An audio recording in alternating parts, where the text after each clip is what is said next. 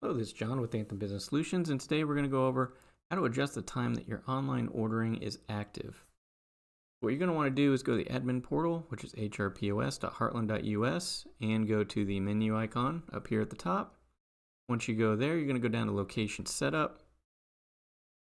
And once you're in Location Setup, you want to go to Online Ordering. And there'll be a tab here in the middle for Online Ordering. Select that, and you're going to want to scroll all the way down to the bottom, where you see carryout menu and hours.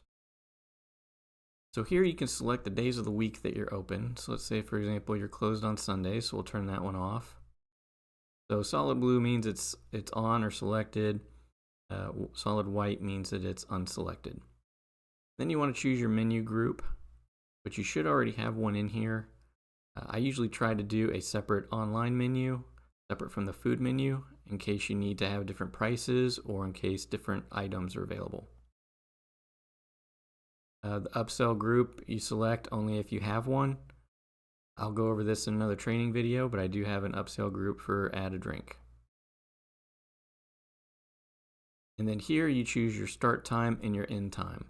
So users can still go online and place orders outside of these times, but it'll just tell them your order won't be made until 11 and won't be ready till 11:15, 11:20, whatever you have your lead time set to.